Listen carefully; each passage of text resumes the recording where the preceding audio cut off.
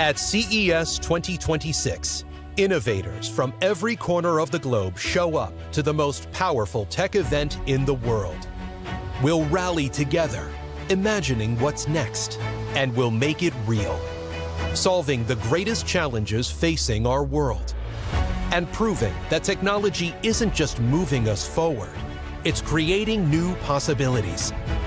Here, AI isn't an idea, it's intelligence in motion. The innovators, the storytellers, and the game changers come together to redefine the landscape of content, creativity, and culture. Pioneers will push healthcare beyond what we ever thought possible. From connected roads to autonomous flight, from next-gen marine tech to innovations that feed the planet, this is what drives us forward. In the halls of CES, technology doesn't just compute, it collaborates. Quantum thinkers, cybersecurity leaders, fintech visionaries, and robotics engineers are rewriting the rules of enterprise itself. Because when the world's most determined minds come together, we don't just predict the future, we build it. This is where bold ideas meet a global force, where industries converge, partnerships ignite, and breakthroughs take center stage. Innovation isn't a solo act, it's a shared pursuit. CES 2026. Innovators show up. CEO of the Consumer Technology Association, Gary Shapiro.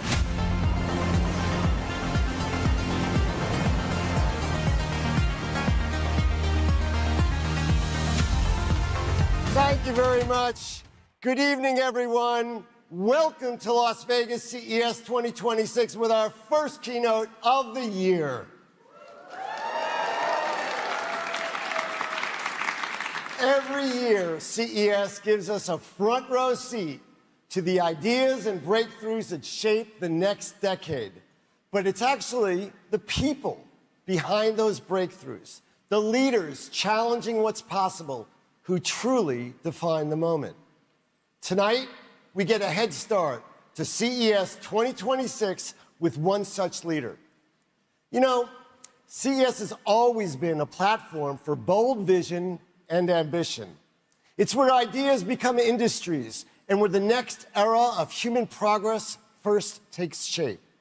And this year, as AI accelerates change across every sector, it's more important than ever that we hear directly from the architects building the systems and breakthroughs that will define our very future.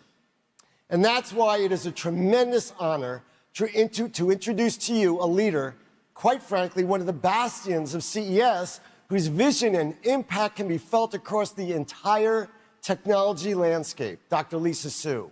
Lisa is no stranger to this stage. She has keynoted CES before, and each time she's done so, she's helped set the tone for the industry and the year ahead. Since becoming CEO in 2014, Lisa has led the company through one of the most remarkable transformations in modern technology.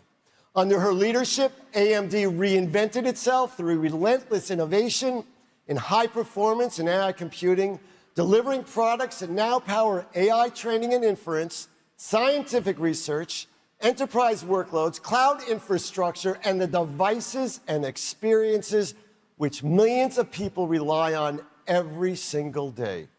Today, AMD is a central force in the global AI transformation. Its CPUs, GPUs, and adaptive computing solutions help unlock new capabilities across cloud, enterprise, edge, and PC. And while the industry has spent years discussing what AI could become, Lisa has been focused on building the computing foundation that makes AI real and accessible at scale. But what truly distinguishes Lisa is her leadership. She's analytical and deeply technical, yet always grounded in purpose. She brings a rare combination of scientific brilliance, strategic clarity, and human-centered thinking. She believes in partnering deeply to engineer solutions that matter, solutions that advance society, strengthen industries, and expand opportunity. That's the kind of leadership CES is designed to elevate. And that's the kind of leadership we all need as we navigate a world of accelerated innovation. Tonight, Lisa will share AMD's vision for how high-performance computing and advanced AI architectures will transform every part of our digital and physical world, from research, healthcare, and space exploration to education and productivity. She'll speak to the extraordinary pace of AI, the breakthroughs happening now, including the opportunities and responsibilities that come with building the future.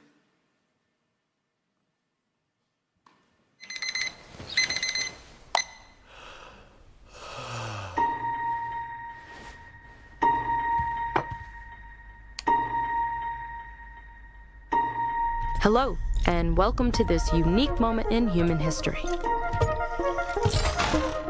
A moment where what's possible might soon forget what's impossible. Where any game you play now has the power to play by your rules.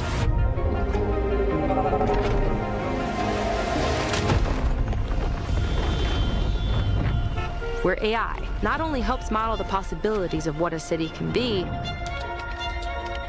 but make sure our kids never forget what our cities used to be.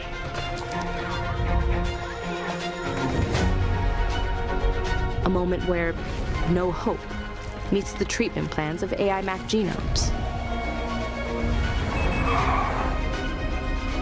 Where no driver officially has better reflexes than any driver who's ever lived.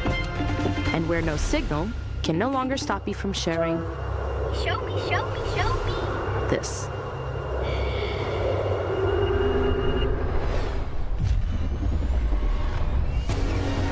A moment where AI is helping design a renewable energy source as powerful as the sun itself,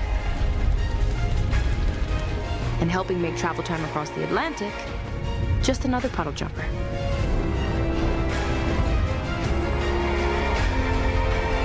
But as fast as everything's changing, there's one thing that won't.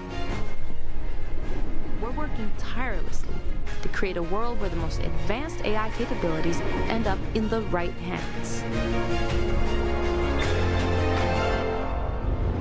Yours.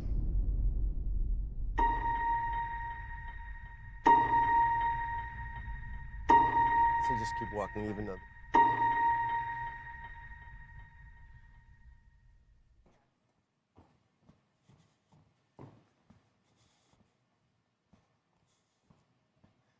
So, ladies and gentlemen, it is my privilege to welcome to the stage a globally respected technologist, an industry-defining CEO, and a leader whose work continues to shape the very trajectory of modern computing. Ladies and gentlemen, please join me in welcoming to the stage Chair and CEO of AMD, Dr. Lisa Su.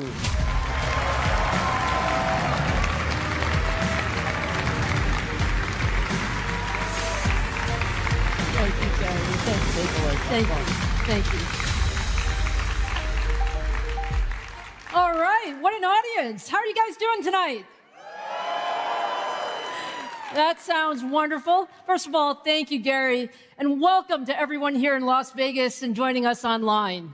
It's great to be here with all of you to kick off CES 2026.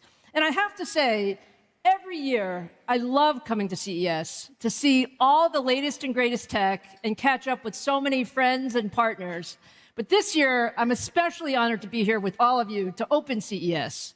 Now, we have a completely packed show for you tonight, and it will come as no surprise that tonight is all about AI. Although the rate and pace of AI innovation has been incredible over the last few years, my theme for tonight is you ain't seen nothing yet. We are just starting to realize the power of AI. And tonight, I'm going to show you a number of examples of where we're headed. And I'll be joined by some of the leading experts in the world, from industry giants to breakthrough startups. And together, we are working to bring AI everywhere and for everyone. So let's get started. At AMD, our mission is to push the boundaries of high performance and AI computing to help solve the world's most important challenges. Today, I'm incredibly proud to say that AMD technology touches the lives of billions of people every day. From the largest cloud data centers to the world's fastest supercomputers to 5G networks, transportation, and gaming, every one of these areas is being transformed by AI. AI is the most important technology of the last 50 years, and I can say it's absolutely our #1 priority at AMD. It's already touching every major industry, whether you're going to talk about healthcare or science or manufacturing or commerce, and we're just scratching the surface. AI is going to be everywhere over the next few years. And most importantly, AI is for everyone. It makes us smarter. It makes us more capable. It enables each one of us to be a more productive version of ourselves.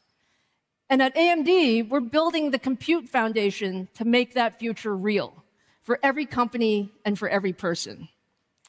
Now, since the launch of ChatGPT a few years ago, I'm sure we all remember the first time we tried it. We've gone from 1 million people using AI to now more than 1 billion active users. This is just an incredible ramp. It took the internet decades to reach that same milestone. Now, what we are projecting is even more amazing. We see the adoption of AI growing to over 5 billion active users as AI truly becomes indispensable to every part of our lives, just like the cell phone and the internet of today. Now, the foundation of AI is compute. With all of that user growth, we have seen a huge surge in demand in the global compute infrastructure, growing from about 1 zettaflop in 2022 to more than 100 zettaflops in 2025. Now, that sounds big. That's actually 100 times in just a few years. But what you're going to hear tonight from everyone is we don't have nearly enough compute for everything that we can possibly do. We have incredible innovation happening. Models are becoming much more capable. They're thinking and reasoning. They're making better decisions. And that goes even further when we extend that to agents overall. So to enable AI everywhere, we need to increase the world's compute capacity another 100 times over the next few years to more than 10 yottaflops over the next 5 years. Now, let me take a survey. How many of you know what a yottaflop is? Raise your hand, please. A yottaflop is a 1 followed by 24 zeros. So 10 yottaflops is 10,000 times more compute than we had in 2022. There's just never, ever been anything like this in the history of computing. And that's really because there's never been a technology like AI. Now, to enable this, you need AI in every compute platform. So what we're going to talk about tonight is the whole gamut. We're going to talk about the cloud, where it runs continuously, delivering intelligence globally. We're going to talk about PCs, where it helps us work smarter and personalize every experience that we have. And we're going to talk about the edge, where it powers machines that can make real-time decisions in the real world. AMD is the only company that has the full range of compute engines to make this vision a reality. You really need to have the right compute for each workload. And that means GPUs, that means CPUs, that means NPUs, that means custom accelerators. We have them all. And each of them can be tuned for the application to give you the best performance as well as the most cost-effective solution. So tonight, we're going to go on a journey. So you're going to go with me through several chapters as we showcase the latest AI innovations across cloud, PCs, healthcare, and much more. So let's go ahead and start with the first chapter, which is the cloud. The cloud is really where the largest models are trained and where intelligence is delivered to billions of users in real time. For developers, the cloud gives them instant access to massive compute, the latest tools, and the ability to deploy and scale as use cases take off. The cloud is also where most of us experience AI today. So whether you're using ChatGPT or Gemini or Grok, or you're coding with copilots, all of these powerful models are running in the cloud. Now, today, AMD is powering AI at every level of the cloud. Every major cloud provider runs on AMD EPYC CPUs. And 8 of the top 10 AI companies use Instinct accelerators to power their most advanced models. And the demand for more compute is just continuing to go up. Let me just show you a few graphs. Over the past decade, the compute needed to train the leading AI models has increased more than 4 times every year, and that trend is just continuing. That's how we're getting today's models that are dramatically smarter and more useful. At the same time, as more people are using AI, we've seen an explosion over the last 2 years of inference, growing the number of tokens 100 times, really hitting an inflection point. You can just see how much that inference is really taking off. And to keep up with this compute demand, you really need the entire ecosystem to come together. So what we like to say is, the real challenge is how do we put AI infrastructure at YATA scale? And that requires more than just raw performance. It starts with leadership compute, CPUs, GPUs, networking coming together. It takes an open modular rack design that can evolve over product generations. It requires high-speed networking to connect thousands of accelerators into a single unified system. And it has to be really easy to deploy. So we want full turnkey solutions. That's exactly why we built Helios, our next generation rack scale platform for the YATA scale AI era. Helios requires innovation at every single level: hardware, software, and systems. It starts with our engineering teams, who designed our next generation Instinct MI455 accelerators to deliver the largest generational performance increase we've ever achieved. MI455 GPUs are built using leading-edge 2-nanometer and 3-nanometer process technologies and advanced 3D chiplet packaging with ultra-fast, high-bandwidth HBM4 memory. This is integrated into a compute tray with our EPYC CPUs and Pensando networking chips to create a tightly integrated platform. Each tray is then connected with high-speed ultra-accelerator link protocol tunneled over Ethernet, which enables the 72 GPUs in the rack to function as a single compute unit. And then from there, we connect thousands of Helios racks to build powerful AI clusters using industry-standard Ultra Ethernet NICs and Pensando programmable DPUs that can accelerate AI performance even more by offloading some of the tasks from the GPUs. Now, we are at CES. It is a little bit about show and tell. So I am proud to show you Helios right here in Vegas, the world's best AI rack.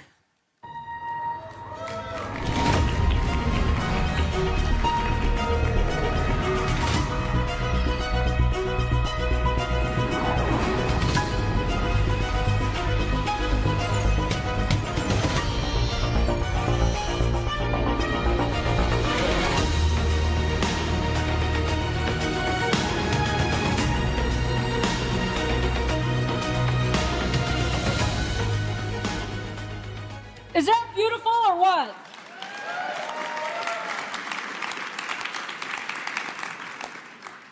Now, for those of you who have not seen a rack before, let me tell you, Helios is a monster of a rack. This is no regular rack, okay? This is a double-wide design based on the OCP Open Rack Wide standard developed in collaboration with Meta. And it weighs nearly 7,000 pounds. So, Gary, it took us a bit to get it up here, just so you know. But we wanted to show you what is really powering all of this AI. It is actually more than 2 compact cars. Now, the way we've designed Helios was really working closely with our lead customers, and we chose this design so that we could optimize serviceability, manufacturability, and reliability for next-generation AI data centers. Now, let me show you a few other things. At the center of Helios is the compute tray. So let's take a closer look at what one of those trays look like.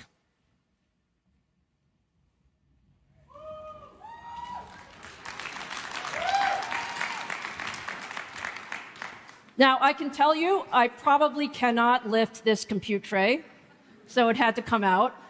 But let me just describe it a little bit. Each Helios compute tray includes 4 MI455 GPUs, and they're paired with the next-gen EPYC Venice CPU and Pensando networking chips. And all of this is liquid-cooled so that we can maximize performance. At the heart of Helios is our next-generation Instinct GPUs.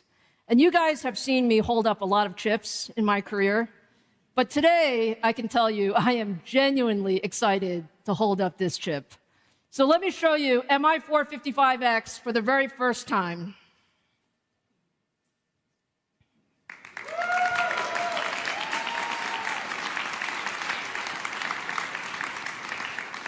MI455 is the most advanced chip we've ever built. It's pretty darn big. It has 320 billion transistors, 70% more than MI355. It includes 12 2-nanometer and 3-nanometer compute and I/O chiplets, and 432 gigabytes of ultra-fast HBM4, all connected with our next-gen 3D chip stacking technology. So we put 4 of these into the compute trays up here.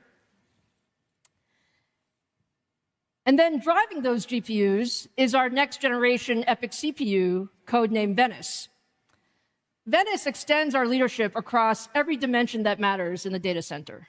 More performance, better efficiency, and lower total cost of ownership. Now, let me show you Venice for the first time. I have to say, this is another beautiful chip.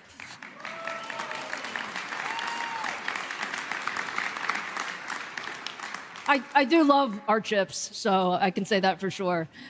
Venice is built with 2-nanometer process technology and features up to 256 of our newest high-performance Zen 6 cores.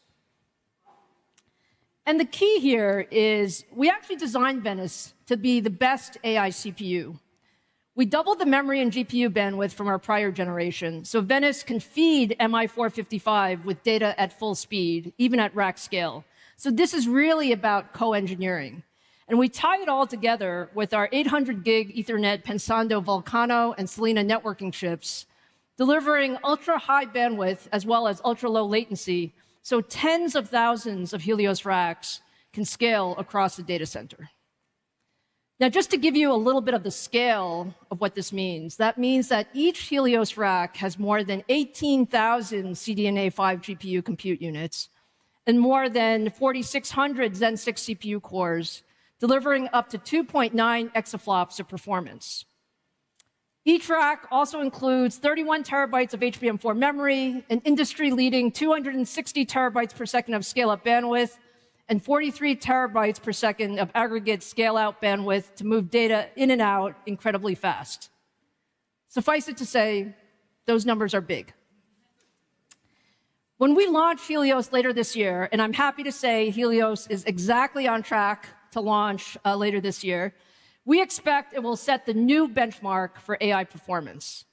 And to put this performance in context, just over 6 months ago, we launched MI355, and we delivered up to 3x more inference throughput versus the prior generation. And now with MI455, we're bending that curve further, delivering up to 10 times more performance across a wide range of models and workloads. That is game-changing. MI455 allows developers to build larger models, more capable agents, and more powerful applications. And no one is pushing faster and further in each one of these areas than OpenAI. To talk about where AI is headed and the work that we're doing together, I'm extremely happy to welcome the president and co-founder of OpenAI, Greg Brockman, to the stage.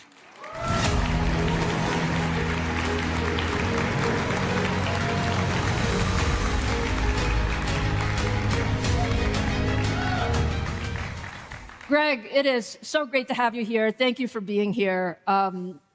OpenAI truly started all of this with the release of ChatGPT a few years ago, and the progress you've made is just incredible. We're absolutely thrilled about our deep partnership. Can you just give us a picture of where are things today? What are you seeing, and how are we working together? Well, first of all, it's great to be here. Thank you for having me. ChatGPT is very much the overnight success that was 7 years in the making, right? That we started OpenAI back in 2015 with a vision that deep learning could lead to artificial general intelligence, to very powerful systems that could benefit everyone. And we wanted to help to actually realize that technology and bring it to the world and democratize it.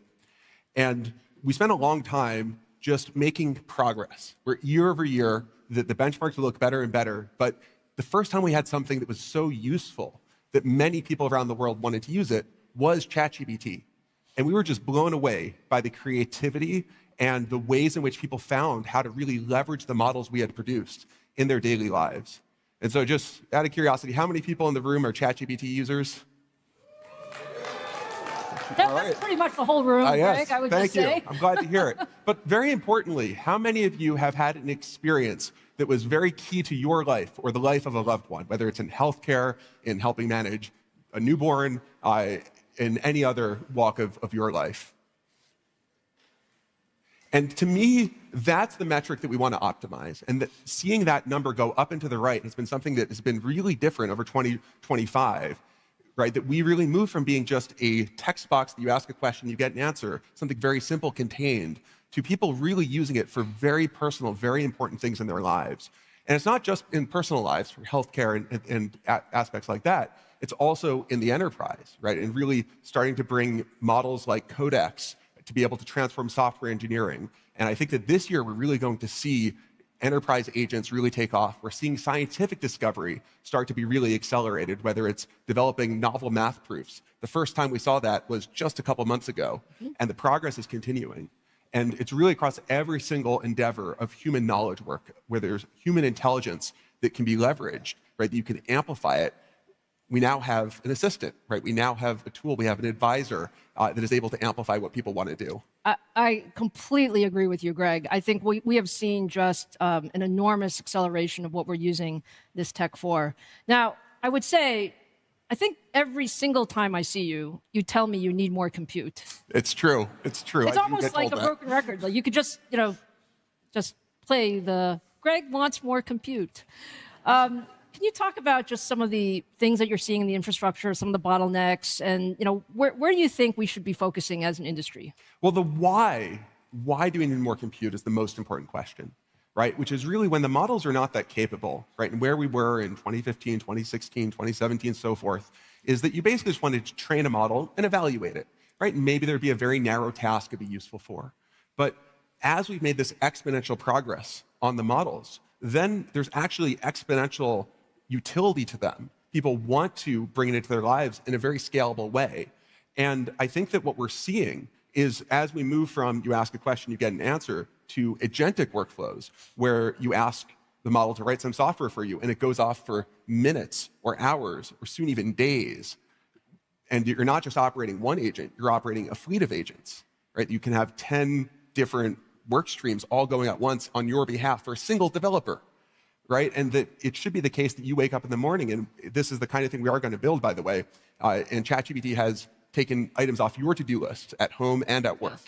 And that all of that's going to require that, that big graph that you had of how much compute the world's going to need. That's going to require far more compute than we have right now. Like, I would love to have a GPU running in the background for every single person in the world, because I think it can deliver value for them.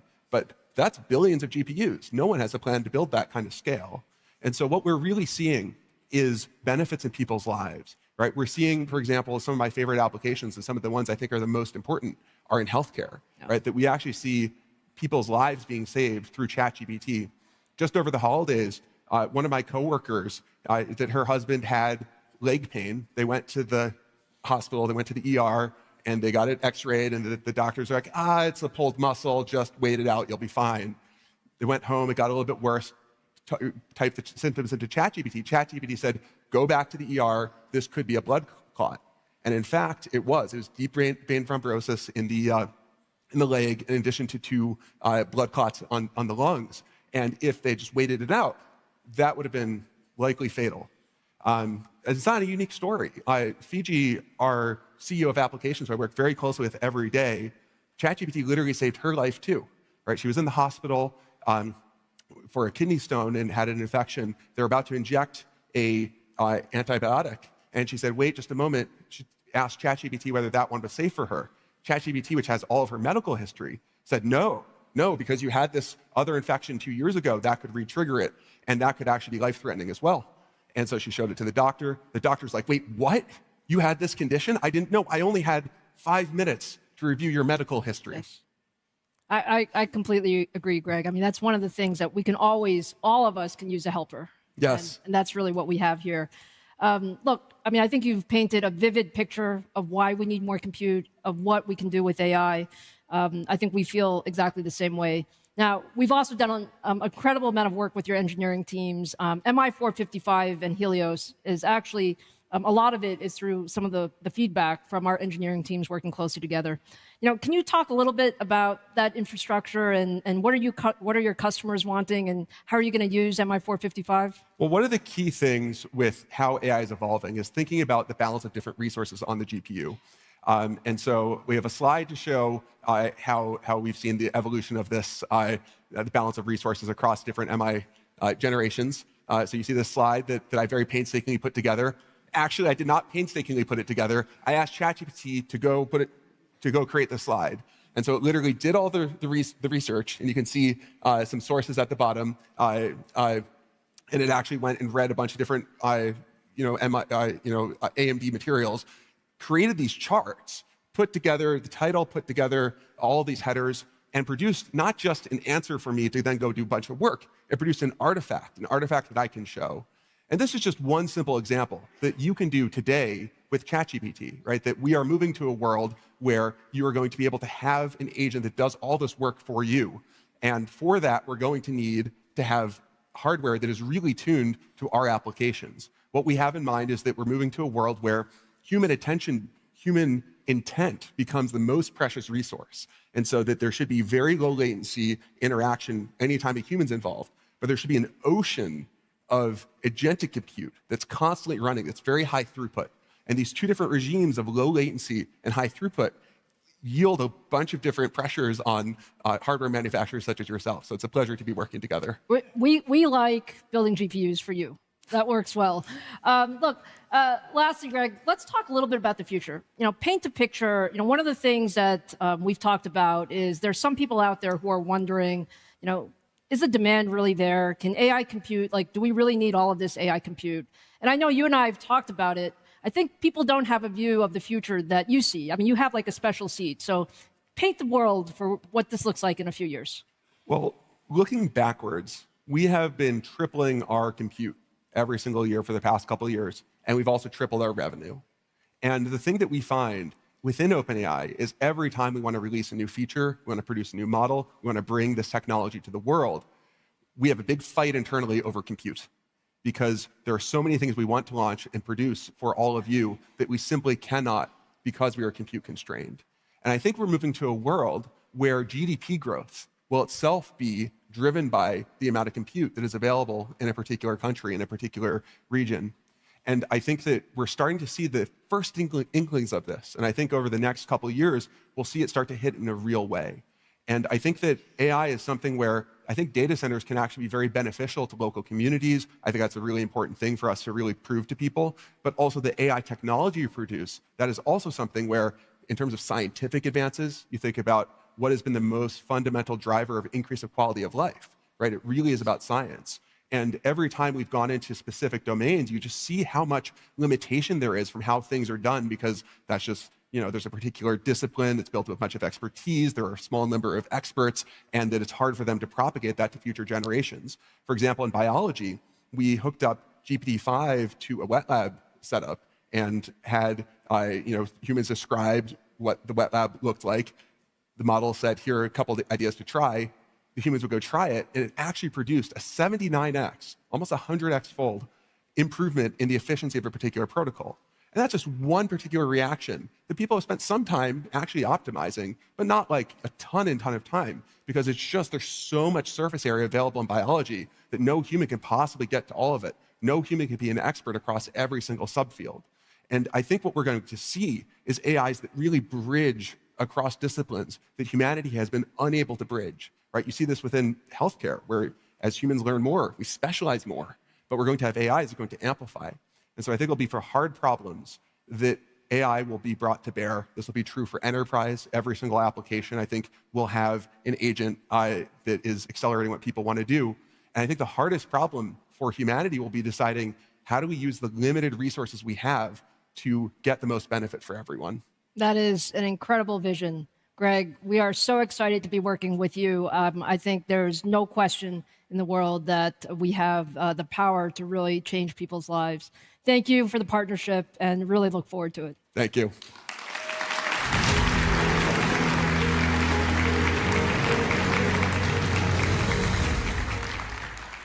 So, as you heard from Greg, compute is key, and MI455 is a game changer.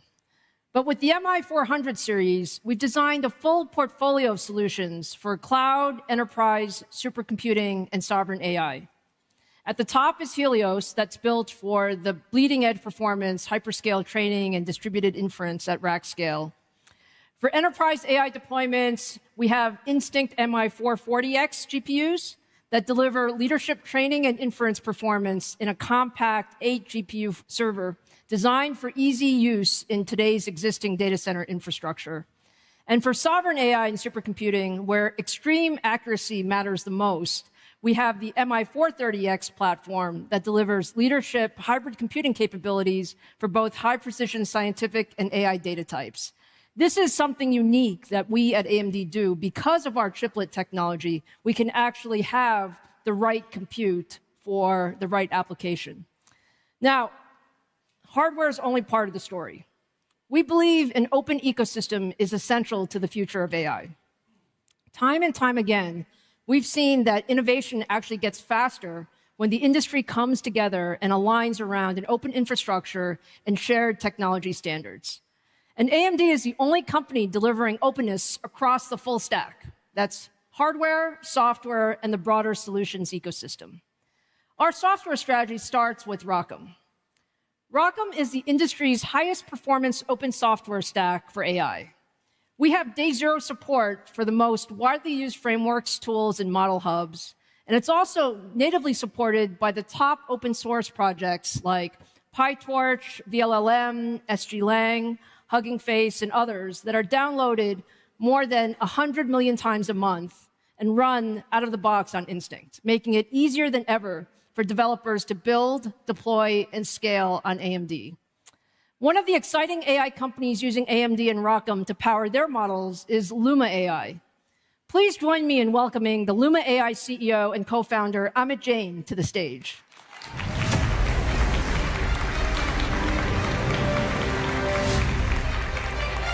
Hey, Lisa. Hello, Amit. How are you? It's great to have you here with us. You're doing some incredible work in video generation and multimodal models.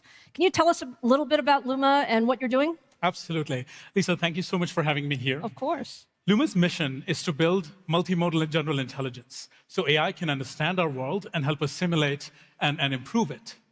Most AI video and image models today, they're in early stages, and they're used to generate pixels. They're used to produce, pretty pictures. What is needed in the world are more intelligent models that combine audio, video, language, image all together. So at Luma, we are training these systems that simulate physics, causality, are able to go out, do research, call tools, and then finally render out the results in audio, video, image, text, whatever is appropriate for the information that you're trying to work with. In short, we are modeling and generating worlds. So as an example, let me show you some results from our latest model, Ray 3. By the way, Ray 3 is the world's first reasoning video model. So what it means is it actually is able to think first in pixels and latents and decide whether what it's about to generate is good. And it's also the world's first model that can generate in 4K and HDR. So please take a look.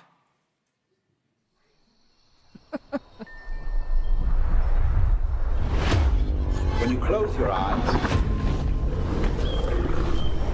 what do you see? When we talk about reality, how do you know what is real? Or what is simply your imagination?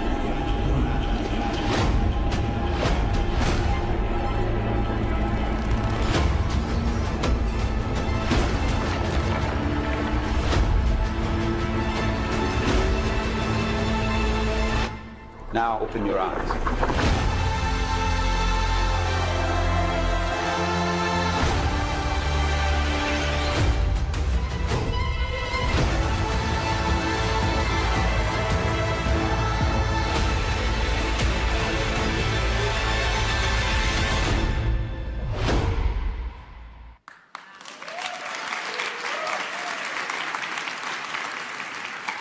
I could say, Amit, that looked pretty incredible. So tell us, how are customers using Ray 3 today? So we are working with very large enterprises as well as individual creators across the spectrum. And we work with them in advertising, media, entertainment, and industries where, like, you want to tell your story. 2025 was the year when they started to deploy our models and experiment with them. And towards the end of it, we are seeing large-scale deployments where people are using our models for as much as actually making a 90-minute feature-length movie. What customers are also asking us a lot for, as they're using it more and more, is control and precision. How can they get their particular vision out onto the screen? And what we have realized, and through our research, is that control comes from intelligence, not just better prompts. You can't keep, typing in again and again and actually do those things. So we have built a whole new model on top of Ray 3 called Ray 3 Modify that allows you to edit the world. So let me show you actually what that looks like. This won't have audio, and I'm going to tell you a little bit about what you're seeing. So what's playing on the screen is a demo of Ray 3's world editing capabilities. It can take any real or AI footage, so footage from cameras or footage that you generated, and change it as little or as much as you want to realize the creative goals. It's a powerful system that we have developed for our most ambitious customers who are most demanding, and they spread the gamut across entertainment, advertising, and this has allowed us to enable a new era of hybrid human-AI productions. The human becomes the prompt through motion, timing, and direction. You act it out, and then the model can produce it.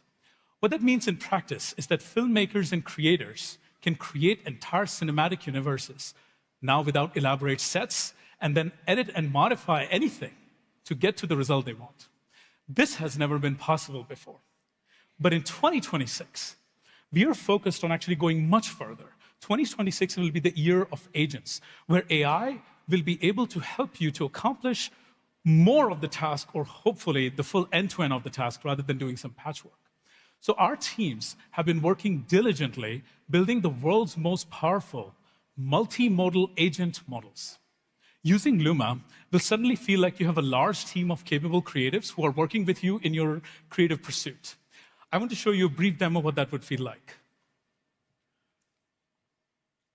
So what you're seeing here is a new multimodal agent that can take a whole script of ideas with characters and everything and start imagining that in front of you. Now, this is not script to movie.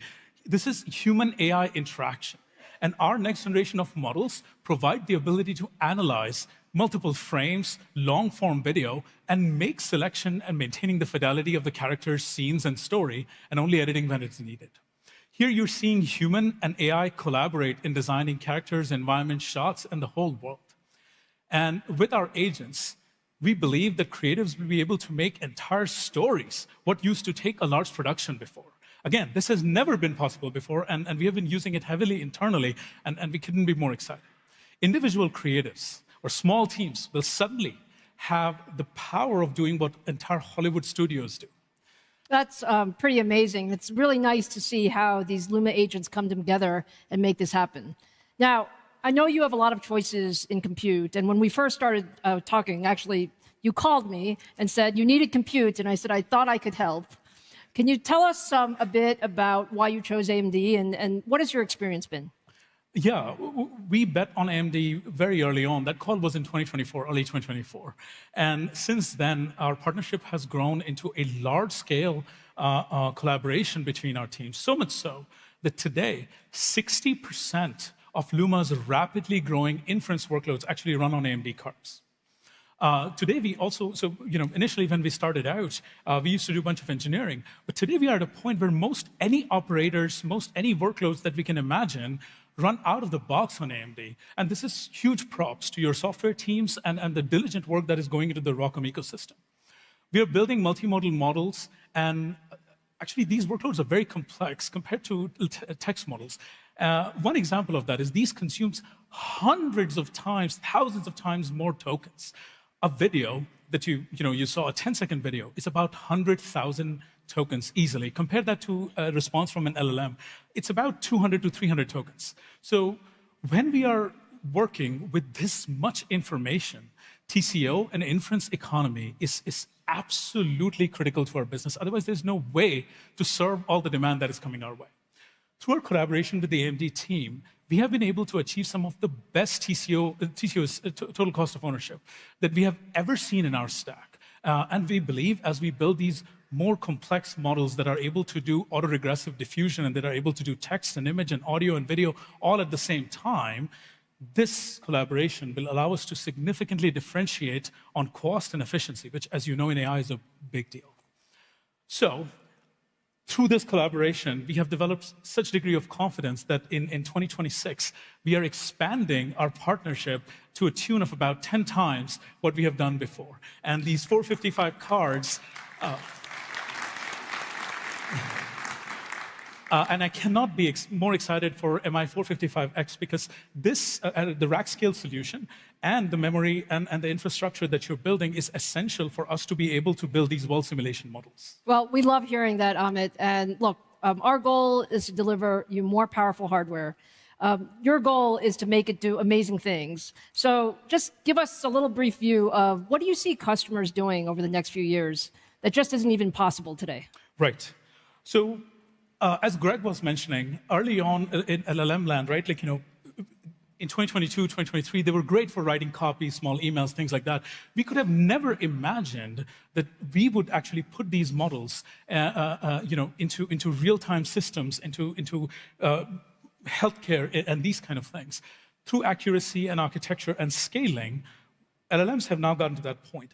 Video models are currently in that early stage. Today, they're great for generating video and pretty pictures.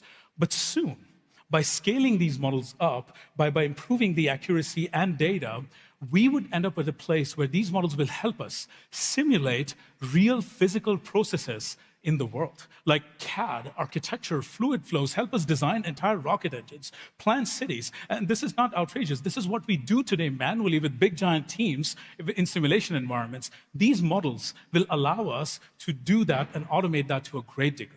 And as they become more and more accurate, multimodal models is what we need for the backbone of general-purpose robotics. Your home robot, will run hundreds of simulations in its head, in image and video, and then try out, okay, how do I do this? How do I solve this? So that it's able to do a lot more than current generation of LLM and VLM robots are able to do. This is how the human brain works. Humans are natively multimodal.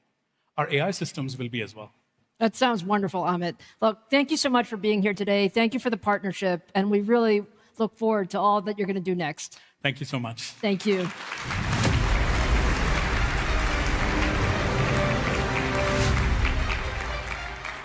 So you've heard from Greg and Amit. What they said is they need more compute to build and run their next-gen models.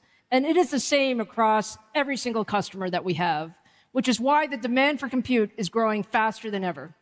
Now, meeting that demand means continuing to push the envelope on performance far beyond where we are today.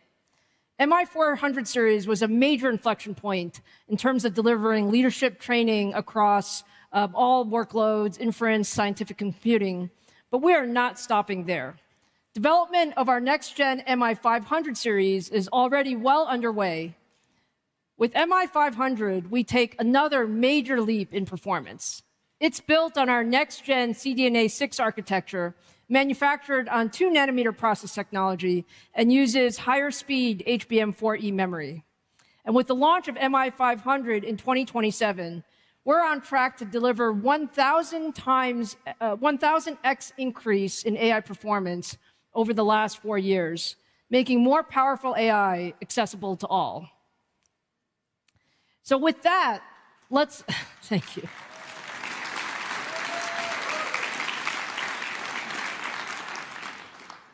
So with that, now let's shift from the cloud to the devices that make AI more personal, PCs.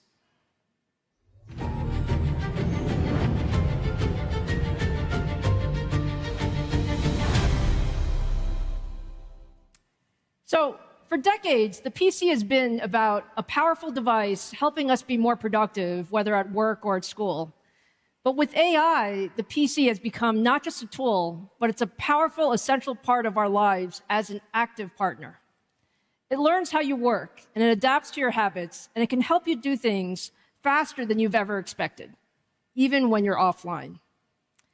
AI PCs are starting to deliver real value across a wide range of everyday tasks, from content creation and productivity to intelligent personal assistants. Let's just take a look at a few of the AI PC applications today. Starting with content creation. These videos were created from simple text prompts on a Ryzen AI Max PC, so not in the cloud, but in a local environment. Anyone can generate professional quality photos and videos in minutes with no design expertise. Microsoft has been a key enabler of AI PCs, helping bring next-generation capabilities directly into our productivity tools. For example, managing your meetings, summarizing emails, quickly finding files that you need, using real-time translation on video conferences. And with Microsoft Copilot, advanced AI capabilities are being built directly into the Windows experience to complete tasks faster. You just describe what you need, and the PC takes it from there. Now, at AMD, we saw the AI PC wave early, and we invested. That's why we've led every inflection point. We were the first to integrate a dedicated on-chip AI engine in 2023, and the first to deliver Copilot Plus x86 PCs in 2024. And with Ryzen AI Max, we created the first single-chip x86 platform that could run a 200 billion parameter model locally. And now we're extending that leadership again with our next-gen Ryzen AI notebook and desktop processors. So today, I'm proud to announce the new Ryzen AI 400 series, the industry's broadest and most advanced family of AI PC processors. Ryzen AI 400 combines up to 12 high-performance Zen 5 CPU cores, 16 RDNA 3.5 GPU cores, our latest XDNA 2 NPU delivering up to 60 TOPS of AI compute, and support for faster memory speeds. These flagship Ryzen AI mobile processors deliver significantly faster content creation and multitasking performance compared to the competition. Now, there's a lot of excitement for the Ryzen AI 400 series, and if you're walking around CES this week, you're going to see many notebooks launching this week. The first Ryzen AI 400 series PCs begin shipping later this month, with more than 120 ultra-thin gaming and commercial PCs launching throughout the year from every major OEM across every AI PC form factor.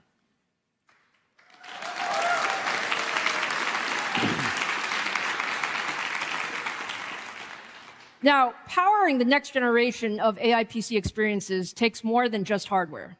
It takes smarter software with models that are lighter, faster, and can run directly on device. These are different than what you're seeing in the cloud. So to talk more about this next wave of model innovation, please welcome Ramin Hassani, co-founder and CEO of Liquid AI.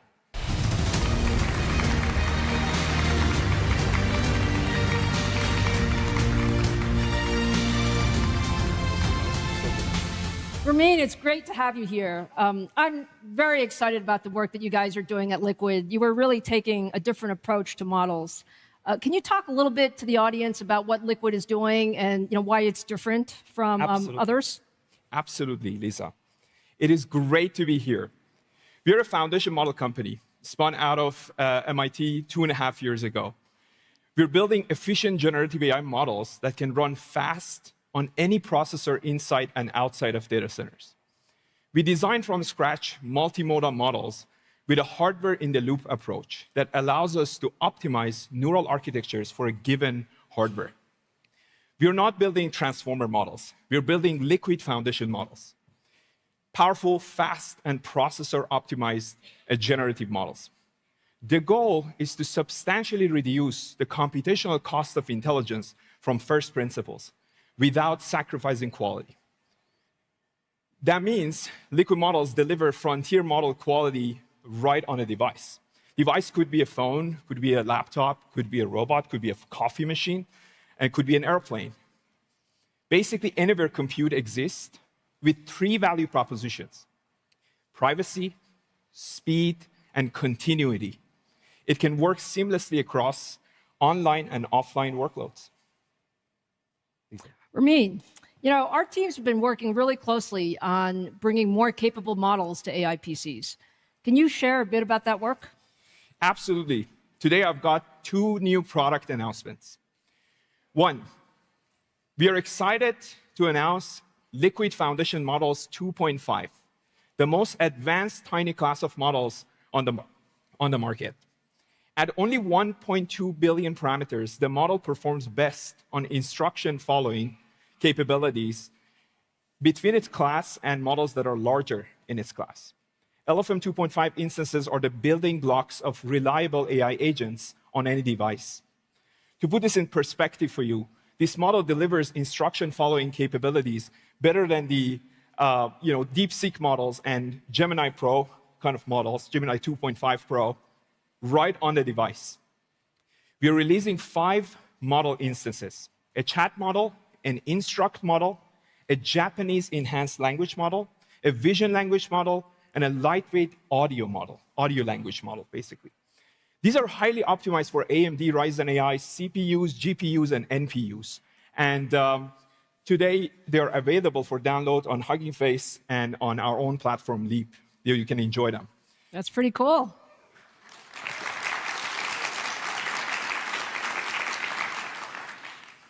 So we can stack these LFM 2.5 instances together to build agentic workflows. But then it would be really amazing if we can bring in all these modalities into one place. So that brings me to my second announcement, LFM 3. LFM 3, it is designed natively multimodal to process text, vision, and audio as input and deliver audio and text as an output in 10 different languages with sub-100 millisecond latency for audio-visual data. You will get LFM 3 later in the year. All right, that's fantastic. So now, Ramin, help our audience understand, why should they be so excited about LFM 3? What can we do with these models on an AI PC? Absolutely. So most assistants, AI assistants, co-pilots today are reactive agents. You open an app, then you ask a question, it responds. But when the AI is running fast on the device and is always on, it can be working, on the tasks proactively for you. The task can be done in the background. So let me show you a quick demo, a reference design to inspire what is possible to build on PCs with LFM instances. Let's jump in. Imagine you're a sales leader working on your AMD Ryzen laptop with LFM 3 backbone proactive agents activated. You're in full focus mode, working on a spreadsheet. Notifications start piling up. You get a calendar notification for a sales meeting, but want to continue your work in deep focus. A liquid proactive agent notices the meeting and offers to join on your behalf. You allow the agent to join, and while you focus on your data analysis task, in the background, the meeting is in progress with your agent representing you. Are you sure we can trust this agent? I think. I'm a little worried there, Ramin. This system can actually transcribe more than transcribing your systems, and really understanding what is going on. And the system can also be hooked up to your email platform. It can analyze your emails, as your emails are actually coming out, it can perform a deep research functionality. So with the deep research functionality, You can analyze every email and draft a response for you. Again, everything under your own control. You're not going to go, this is not going to go rogue. Everything is offline, locally on the device. So this system can deliver, a summary and can do the jobs better than what you have expected, what you have seen from reactive agents. I think this year is going to be the year of, proactive agents. And I'm very excited to announce that we're collaborating with Zoom to bring these features to the Zoom platform, actually. That's fantastic.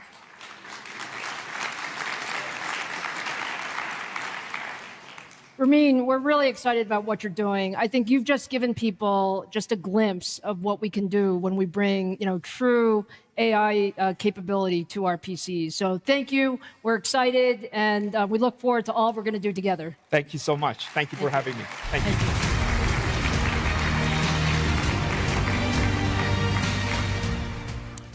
So now you've seen a little bit about what's possible with local AI, but the latest PCs aren't just running AI apps, they're actually building them. That's why we created Ryzen AI Max, the ultimate PC processor for creators, gamers, and AI developers. It's the most powerful AI PC platform in the world, with 16 high-performance Zen 5 CPU cores and 40 RDNA 3.5 GPU compute units, and an XDNA 2 NPU delivering up to 50 TOPS of AI performance, all connected by a unified memory architecture that supports up to 128 gigabytes of shared memory between the CPU and GPU. In premium laptops, Ryzen AI Max is significantly faster in both AI and content creation applications compared to the latest MacBook Pro.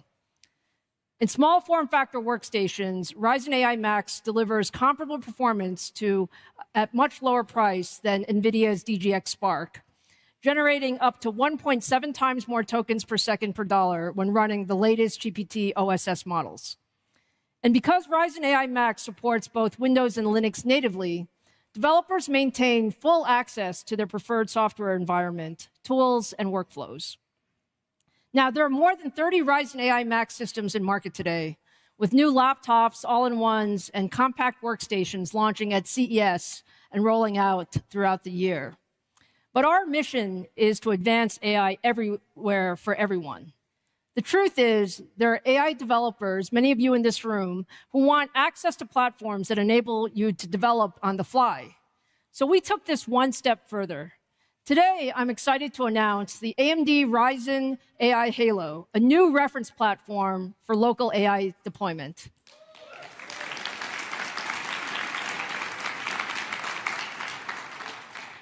Now, I would say this is pretty beautiful. Do you guys agree?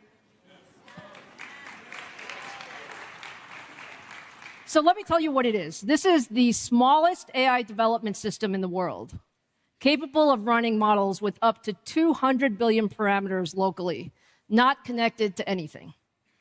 It's powered by our highest-end Ryzen AI Max processor with 128 gigabytes of high-speed unified memory that is shared by CPU, GPU, and NPU. This architecture accelerates system performance and makes it possible to efficiently run large AI models on a compact desktop PC that fits in your hand. Thank you.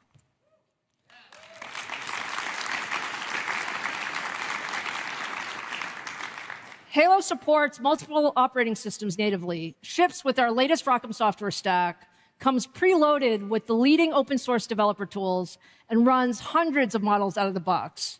And this really gives developers everything you need to build, test, and deploy local agents and AI applications directly on the PC. Now, for all of you who are wondering, Halo is launching in the second quarter of this year, and we can't wait for folks to get their hands on them.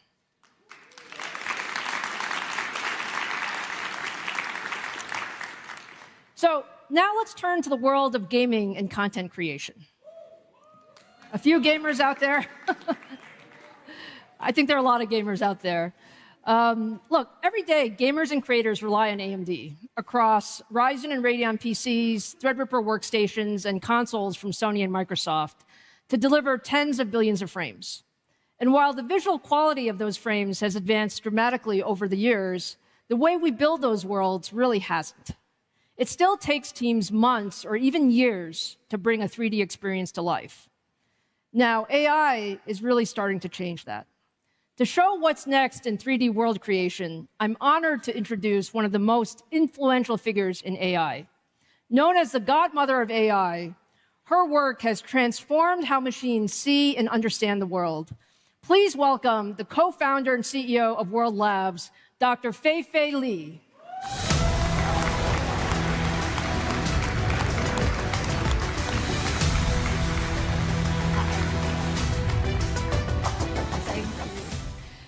Fei, we are so excited to have you here. You know, you've been one of the leaders shaping AI for decades.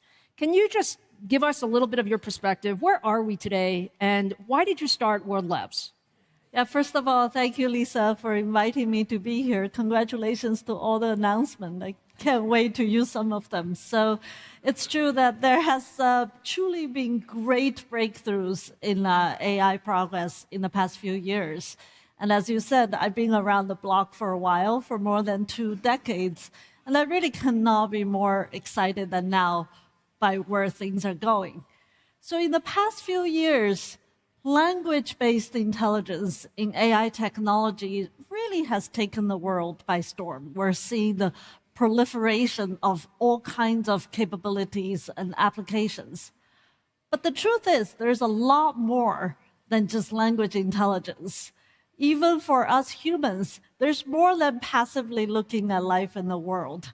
We are incredible spatial intelligent animals, and we have profound capabilities that use our own spatial intelligence that connects perception with action.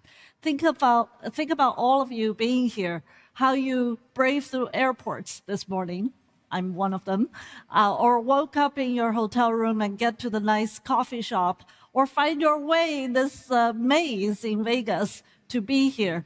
All this requires spatial intelligence. So what excites me is that there's now a new wave of Gen AI technology for both embodied AI and generative AI that we can finally give machines something closer to the human level spatial intelligence.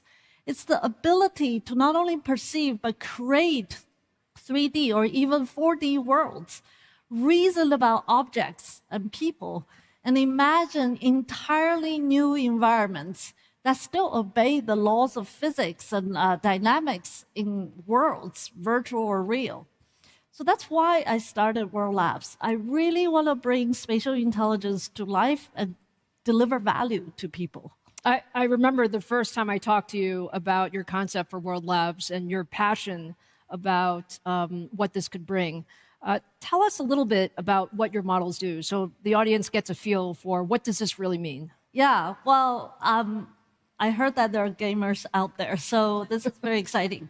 So traditionally, building 3D scenes requires laser scanners or calibrated cameras or hand-built models using pretty sophisticated and complicated software.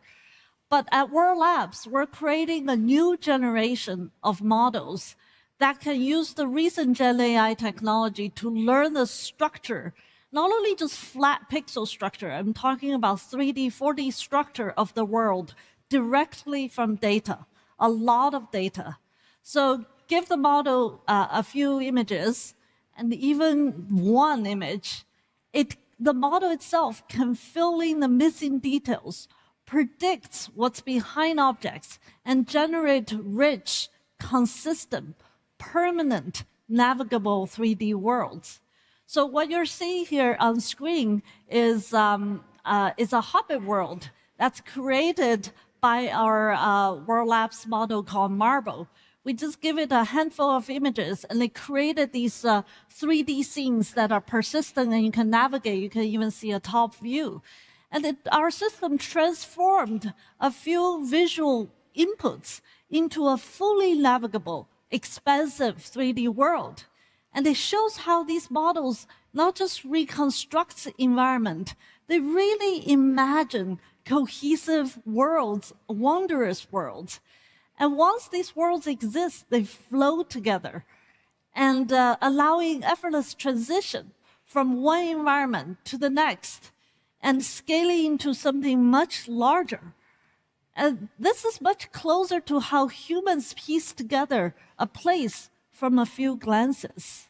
Well, it looks pretty amazing that you can do that with such little input. Now, can you just show us a little bit about how the technology works? Yes, definitely. Let's just ground it in real world a bit more from the Hobbit world. Let's do something that you're very familiar with. So over the break, our team went to AMD's Silicon Valley office. I hope they got your permission. And they did not, but that's okay. Okay, well, now here we are. We just use some regular phone cameras. There's no special equipment, just phones to capture a few images. And then we put them into World Labs' a 3D generative model called Marble.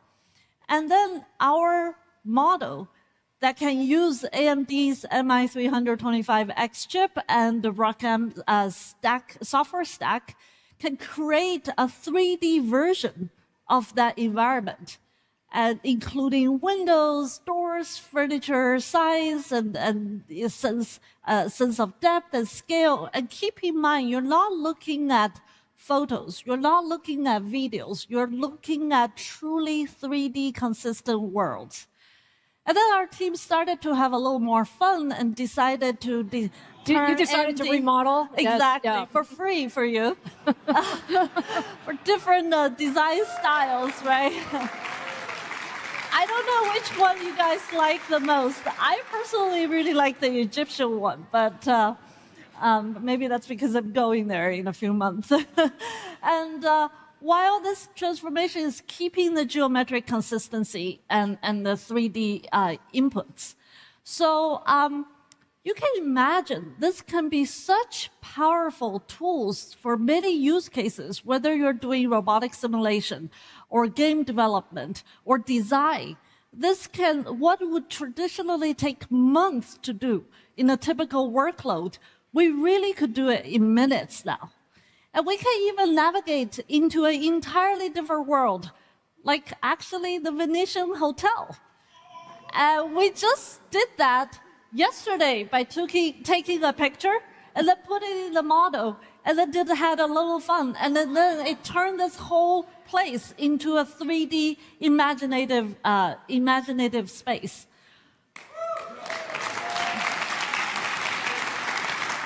And now I'm sure you guys can take pictures and send it to Marble and experience this yourself. But what you don't see here behind the scene is how much computation is happening and why inference speed really matters. The faster we can run these models, the more responsive the world becomes. Instant camera moves, instant edits, and a scene that stays coherent as you actually navigate and explore. And that's what's really important. You know, Feifei, I think you're going to have a few people going out to your website to try Marble this We'll evening. keep the server up. But look, that looked really amazing. Can you just share a little bit about your experience working with AMD and our work on Instinct and ROCm? Yeah, of course. And even though we are old friends, our partnership is relatively new. And I got to be honest, I'm very impressed by how quickly this came together. Part of our model is a real-time generative frame model. It was running on MI325X in under just a week. And then with AMD Instinct and ROCm, our teams were able to iterate really rapidly over a course of a few weeks to improve performance by more than 4-fold. And that was really impressive. That matters because spatial intelligence is fundamentally different from what came before. Teaching AI to understand and navigate 3D structure, have motion, understand physics requires enormous memory, massive parallelism, and very fast inference. And I was seeing your announcement. I can't wait to see platforms like MI450 continue to scale, and they will give us the ability to train larger world models, and just as importantly, to run them fast enough that these environments can feel alive, react instantly as the user or agents move, explore, interact, and create. No, that's wonderful. Thank you for those comments. Your team has been fantastic working together. Thank you. So, Fei-Fei, with all the compute performance that we're going to give you and all of the innovation in your models, give the audience a view of what to expect over the next few years. Yeah, I know. And as you know me, I don't like to hype. I think the world... This is like called under-hype, Fei-Fei. So... No, I think we should just share what it is. It is going to be a changing world. A lot of workflows, a lot of things that were difficult to do will actually go through a revolution because of the incredible technology. So, for example, creators can now experience and create real-world scenes, scenes in real time, shaping what's in their mind's eye, experimenting with the space, the light, the movement, as if they are sketching inside a living world. And then intelligent agents, whether it's robots or vehicles or even tools, can learn inside very rich, physics-aware digital worlds before they even need to be deployed into the real one, making them much safer, make the development much faster, more capable, and more helpful to people. And designers, for example, or architects, can walk through ideas before anything is built, exploring form, flow, materials, and navigate spaces rather than just staring at static plans. So what excites me most is that this represents a shift in how AI shows up in our lives. We're moving from systems that understand words and images passively to systems that not only understand, but can help us to interact with the world. So Lisa, what we are sharing today, which is turning a handful of images or photos into coherent, explorable world in real time, is not a glimpse of the distant future anymore. It is really the beginning of the next chapter. So you and I talk about this even offline. We know as powerful as AI technology is, it's also our responsibility to deploy and develop it in ways that reflect true human values, that augment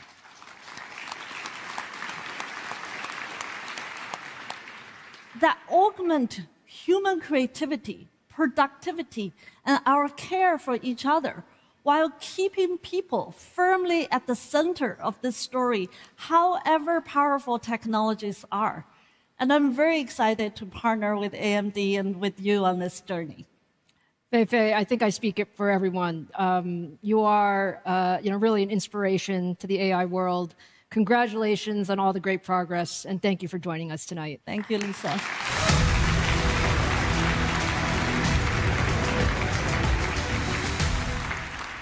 Okay, next shift. Now let's turn to the world of healthcare.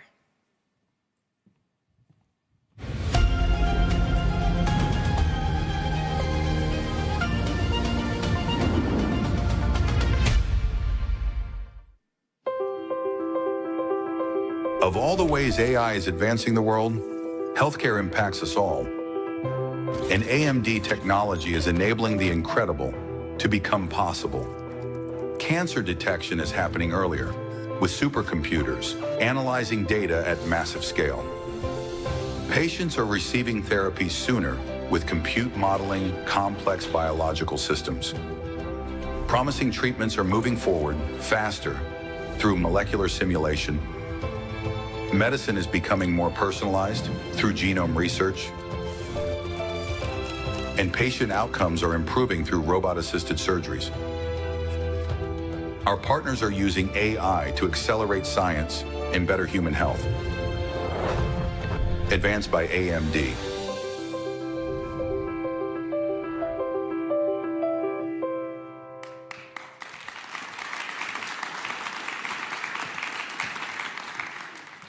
So look, as you saw in that video, AMD technology is already at work across healthcare. This is one of the most meaningful applications. You've already heard about some of the stories tonight of how high-performance computing and AI is one of the areas that I am most personally passionate about, is how you can bring healthcare there. There's nothing more important in our lives than our health and the health of our loved ones. And using technology to improve healthcare outcomes means we measure progress in terms of lives saved. I'm very happy to be joined tonight by 3 experts who are leading the way in applying AI to real-world healthcare challenges. Please join me in welcoming Sean McLean, CEO of Absci, Jacob Thaysen, CEO of Illumina, and Ulla Engquist, Head of Molecular AI at AstraZeneca.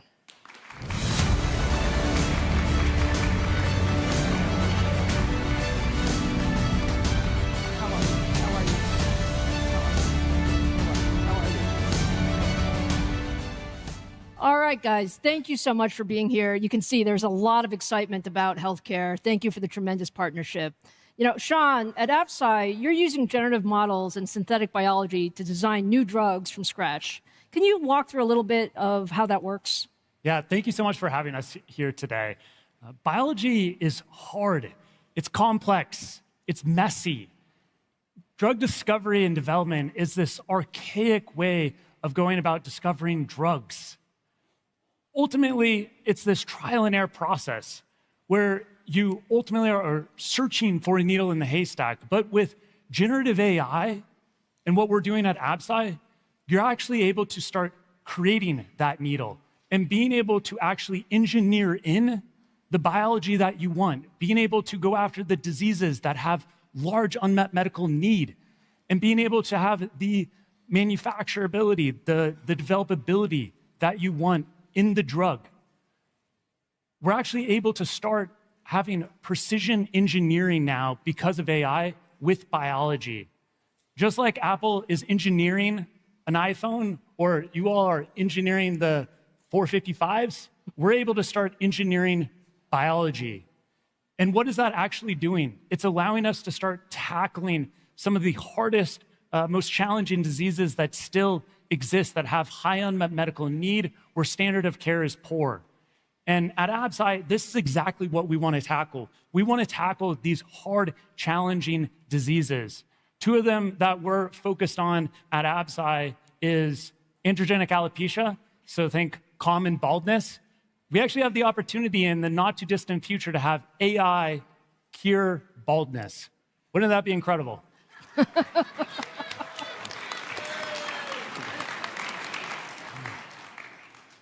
And not only that, be able to focus in areas that have been neglected. Women's health. For far too long, women's health has been pushed aside. And we have a drug that we are developing for endometriosis that affects 1 in 10 women, with the opportunity to potentially deliver a disease-modifying therapy for these women. This is what AI in drug discovery is all about.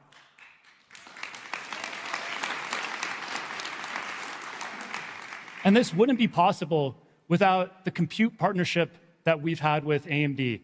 Lisa, you and Mark Papermaster invested in Absci roughly a year ago. And within that year, we've been able to scale the inference and be able to, in a single day, screen over 1 million drugs in 1 single day. That's incredible. And additionally, we're getting onto the 355s.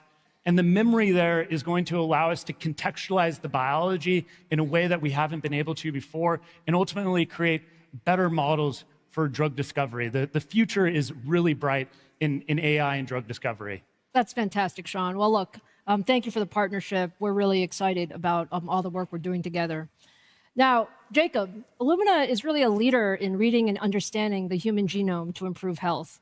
How is AI helping in your work? And talk a little bit about what the impact is for the future of precision medicine. Yeah, absolutely, Lisa. And I'm super excited to be here. And we definitely share a deep passion for impacting health. So looking forward to everything we can do with the 2 companies together, both what we have done and what we're going to do. And of course, Sean, I'm rooting for that drug against baldness, for sure. So let me talk a little bit about Illumina. We are the world leader in DNA sequencing. And DNA, as you know, is the blueprint of life. which makes all of us unique. And therefore, it's essential to be able to measure that to prevent, diagnose, and treat diseases. In a simplified way, you can think about the human genome as 3 billion letters. So that actually is like a book with 200,000 pages in. And that is in each of our cells. Now, if there's just one mistake, a spelling mistake in that book, that can actually mean the difference between a long and healthy life and a short and terrible life. So accurate DNA sequencing is extremely important, but it's super data and compute intensive. In fact, we are generating in our sequences more data than is generated on YouTube every day. And therefore, the relationship with AMD is super important. We are using your FPGA and EPIC processes in our sequences every day, and that's the only way we can compute all that and translate that into insights. Over the past decade, our technology has already now been used, as we talked about, in drug discovery, but also impacting healthcare. Today, it's used for profiling terrible diseases like cancer and inherited diseases, and it's really very important to make sure, and we are impacting a lot of people's health out there and have saved a lot of millions of people's lives. But we're just getting started. But biology is super complex. So now, and our brain can't really comprehend all that. But the combination of using generative AI, genome, proteomics together is poised to completely change our understanding of biology over the next period of time. It will impact drug discovery, but it will also impact on how we prevent and treat early diseases. So really, it will change our way we think about longevity and healthier life. And we can only do that with the collaboration between us and all of us on the States and the whole ecosystem. So I'm really excited about that. That's fantastic, Jacob. And Ola, at AstraZeneca, you're scaling AI across one of the largest drug discovery pipelines there is. Talk about how AI is changing the way you develop new medicines. Okay, thanks, Lisa, and also thanks for the invitation. And so at AstraZeneca, we really apply AI end-to-end, from early drug discovery to manufacturing to healthcare delivery. And for us, AI is not only about productivity, it's a lot about innovation. How can we work in a different way? How can we do new things with AI? And one area that I'm personally very passionate about is how can we deliver candidate drugs quicker with the help of generative AI. So how we're working there is that we train our generative AI model on all our experimental data that we have generated over several decades. And then we use those models to virtually assess in the computer which hypotheses, which ideas of candidate drugs might work or not. And then we can assess millions of different potential candidate drugs. And then we take the best, only the one that we think is really good, into the experimental lab and really validate the hypothesis there. So we use our generative AI model to generate candidate drugs, to modify them, to optimize, to really reduce the number of experiments we need to do in the laboratory. And we are applying a new way of working through the whole AstraZeneca small molecule pipeline. And we see that we can deliver candidate drugs 50% faster with the new way of working and also improve clinical success later. And we can't do that alone. We need to do that in a collaboration. So we collaborate with academia, with AI startup, and with companies like AMD. And one very important area for us is hyperscaling, because we have a lot of great data, and we really want to create the most optimal, best models we can. And there we work in a collaboration with AMD to basically scale our drug discovery engine SemlaFlow so it can handle these large new data sets. So basically, we optimize the whole workflow with the help of AMD. That's fantastic, Ola. Look, all of your stories are really amazing, and we're thrilled to be working with you to bring these things to life. Now, let's wrap up and think about, what's the one thing each of you are most excited about when it comes to how AI will improve healthcare? And maybe, Jacob, we'll start with you. Yeah, I'm just excited about the time we are in. This is the first time that you have technology that can create massive amount of data, the first time you have the compute power and the generative AI models that will truly change our understanding on, as I mentioned before, biology, that will be translated into huge impact on healthcare. Ola? So I think with AI, we can really transform the understanding of biology. So we can go to not only to treat diseases, but we should have the ambition as a community that in the future we can prevent chronic diseases. That's fantastic. Sean, bring us home. Absolutely. So to riff a little bit on what Ola said, I want to live in a world where we can interact with people before they get sick, where we can provide drugs and treatments to allow them to continue to live their healthy life, where they're metabolically healthy, they have a full head of hair, and they have that vitality that we all look for. Being able to go from sick care to preventative care to ultimately regenerative biology and medicine, where aging no longer is linear. That's the world that I want to live in, that AI is going to help us create. It's an exciting time.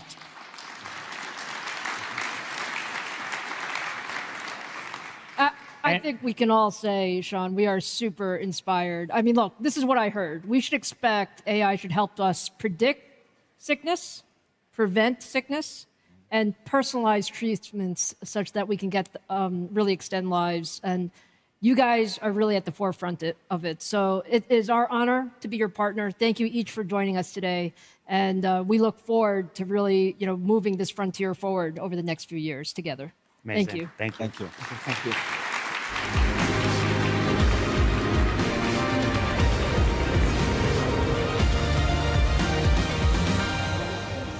All right. Now we're entering the world of physical AI. This is where AI enters the real world, powered by high-performance CPUs and leadership adaptive computing that enables machines to understand their surroundings and take action to achieve complex goals. At AMD, we've spent more than 2 decades building the foundation of physical AI. Today, AMD processors power factory robots with micron-level precision, guide systems that inspect infrastructure as it's being built, and enables less invasive surgical procedures that speed recovery times. And we're doing it together with a broad ecosystem of partners. Physical AI is one of the toughest challenges in technology. It requires building machines that seamlessly integrate multiple types of processing to understand their environment, make real-time decisions, and take precise action without any human input. And all of this is happening with no margin for error. Delivering that kind of intelligence takes a full-stack approach. High-performance CPUs for motion control and coordination, dedicated accelerators to process real-time vision and environmental data, and with an open software ecosystem, developers can move fast and seamlessly across platforms and applications.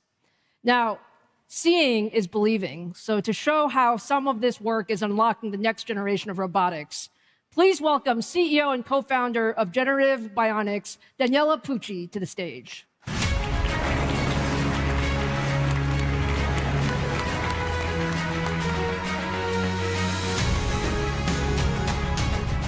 Hello, Danny. It's great to have you.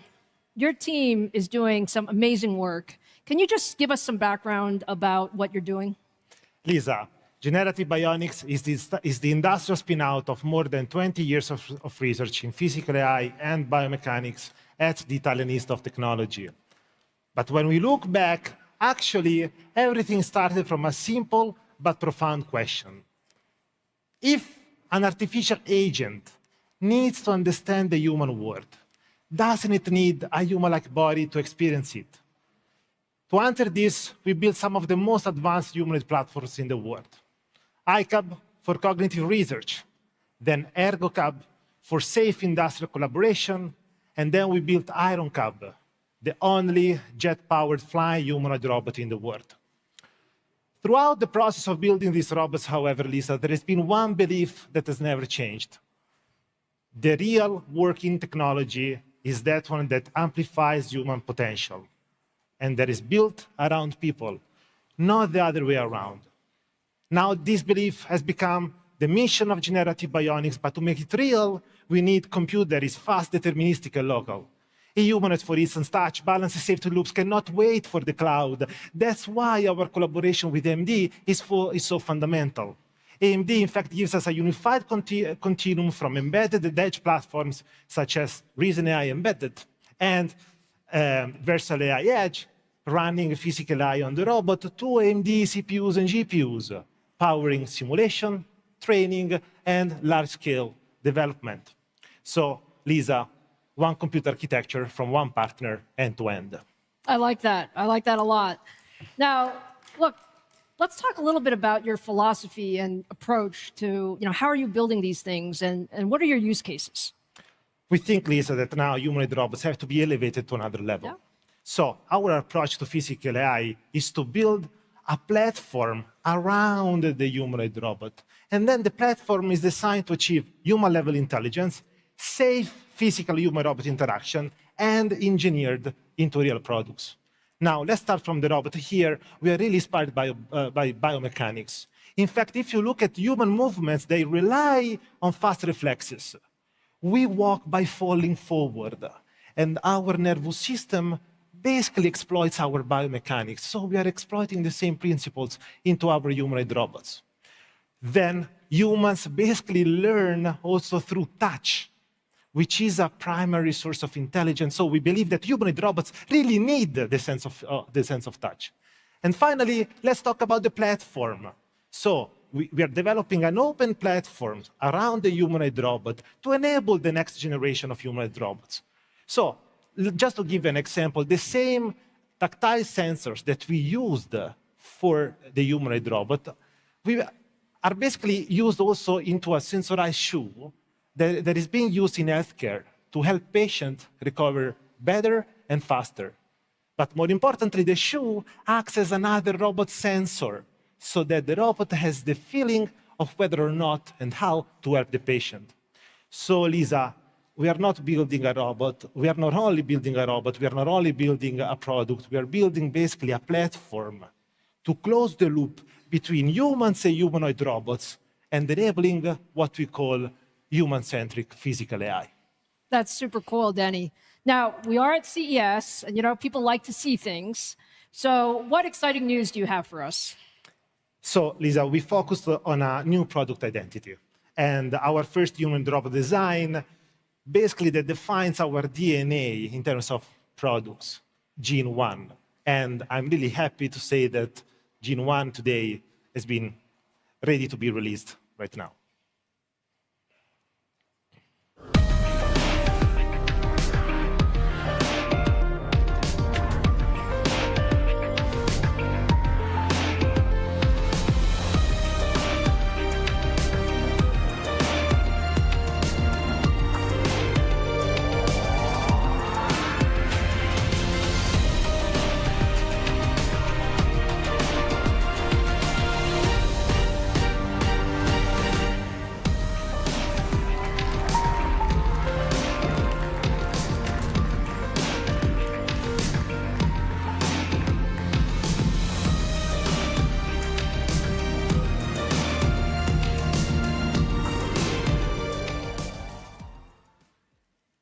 Is this gorgeous or what? Danny, tell us about Gene 1. So our vision is a future where humans remain at the center, supported by technology. That's why we focus on building humanoid robots that people can trust and accept. For us, acceptability means beauty, grace, and safety. Gene 1 is Italian by design. Is it really Italian? Yeah. But basically, what really sets Gene 1 apart is touch. A distributed tactile skin across the robot body allows Gene 1 to feel pressure, contact, and intention, making touch a primary source of intelligence. Just to give you examples why this is so important, in factories, touch makes possible basically to allow human-robot collaboration. And in healthcare, that is going to be pivotal. Basically, a patient can hold the robot and he can feel how to help the patient in the best way. So this enables safer decisions and more natural interaction in the real world, powered by AMD Compute platforms. Our first commercial humanoid will be manufactured in the second half of 2026, and we are already working with industrial partners, including a leading steel manufacturer, to deploy these robots in safety-critical environments. Lisa, this is not science fiction, and we are making it happen thanks to you. Thank you so much, Danny. This is truly exciting. We are super excited about what Gene 1 can do. Thank you for being here. Thank you.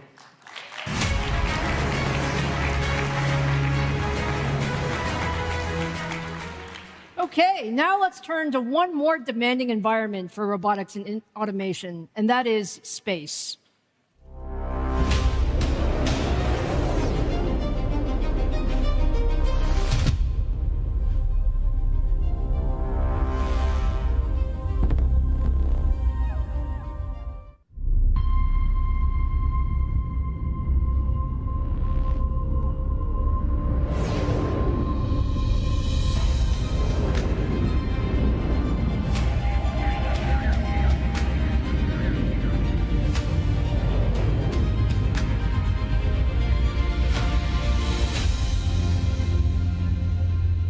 AMD technology is powering critical space missions today, from delivering satellite internet connectivity to remote communities, to enabling autonomous exploration of Mars, the moons of Jupiter, and beyond.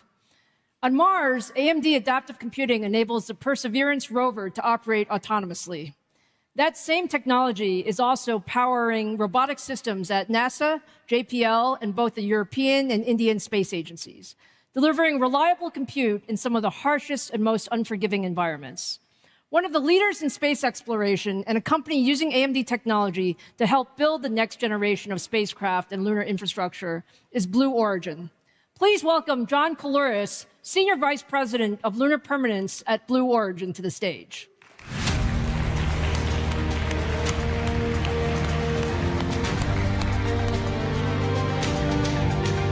Hi, Lisa.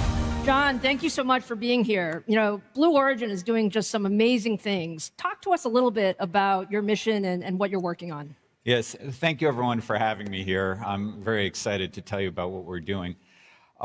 Jeff Bezos, our founder, likes to say that Earth is the best planet in the solar system. It's sustained life for millions of years. And as we explore the solar system, Earth will be the origin of that life, that pale blue dot that is Earth. And that's why our company is named Blue Origin.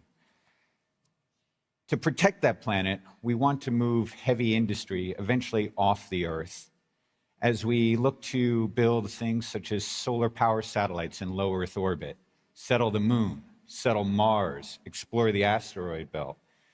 We'll move on and we'll build that infrastructure so that eventually millions of people will be living and working in space for the benefit of Earth.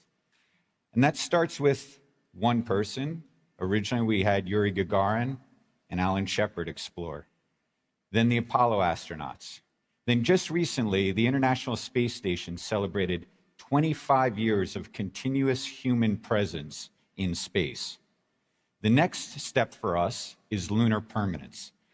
And our business unit that I'm lucky enough to be a part of is named Lunar Permanence specifically so that everyone knows immediately what we're trying to do, is establish a permanent presence of humanity on the moon. And that requires reliable, repeatable, low-cost operations and reliable and repeatable, low-cost equipment and vehicles. And AMD is a critical partner of ours to make that happen. Well, thank you so much for that, John. And look, talk a little bit about why high-performance computing is so important in your work, and especially as your missions are getting more complicated. Certainly. So space is the ultimate edge environment. The flight computers that we build are the heart and soul of our vehicles. That compute stack needs to be reliable, deterministic, and resilient. It needs to survive the environment of space. And what that means is we have mass constraints, power constraints, radiation considerations. And the AMD embedded architecture allows us to reduce mass, save power on these vehicles, and tolerate the demanding radiation environment of deep space. And I think when we think about all of this, looking ahead, talk a little bit about how AI is playing a bigger role in your future missions. Certainly. So AI's impact on Earth-based systems is well known. In fact, I've got to say, Lisa, and I kind of surprised you earlier today, AMD has been a phenomenal partner of Blue Origin. We, only a few months ago, started to talk to AMD about using the Versal 2 in our flight computer stack. And within a few months, the AMD team and the Blue Origin team worked tirelessly and were able to ship us units that we were then able to incorporate into development flight computers. We've now, in a couple of months, built the development flight computers that are flying in our vehicle testbed, and those will eventually power our Mark II lander. That Mark II lander will land astronauts on the moon as early as 2028. In fact, it was so impressive, we had a team of Blue Origin engineers working over the holidays, and we took the entire flight computer stack and were able to successfully simulate a landing on the moon. This has saved months and months of schedule. Now you take that to the AI use and how important it is for us. Right now at Blue Origin, AI use on Earth is critical. Every employee at Blue Origin has access to AI tools, whether it be for design, for analysis, for just basic pinging back and forth. AI has sped our development process so quickly that we're now looking, how do we bring this to spaceflight? And so what that means for spaceflight for us, that's the next great step, where AI becomes a complement to the astronaut, a co-pilot, if we will, identifying landing sites, looking out for hazards, being able to do that level of compute in a real-time environment is critically important to us. For me personally, though, you think of edge AI, what is really interesting is as we go to explore the solar system, radio astronomy has been a passion of mine. And what radio astronomy is you're looking for weak signal radio frequencies that are being emitted throughout the universe. The problem we have is that Earth is a great emitter of radio frequency noise and interference, so it's hard to identify that. The far side of the moon provides a natural shelter, a barrier to that noise. So if we could land a Mark I vehicle on the far side of the moon, we could start to explore this untapped radio frequency environment. If we have edge AI, we can now utilize that to do the deep exploration to actually identify where we should be looking next. Because relay back to comms, doing this latency, really hurts our ability to explore. So by having it on the far side of the moon, the Mark I vehicle with edge AI will tell us, land the next vehicle here to optimize your exploration. That's really what excites me. I mean, that's super, super cool. Look, John, we're honored to work with you. I think it is an incredible mission that you have. Thank you so much for the partnership, and we look forward to what you do next. Absolutely. Thank you very much. Thank you.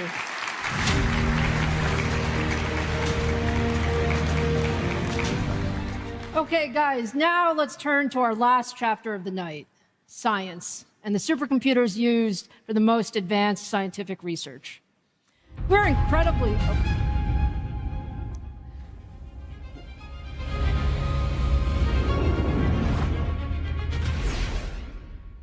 We are incredibly proud of our leadership in high-performance computing, and we have continued to push the bleeding edge of performance here.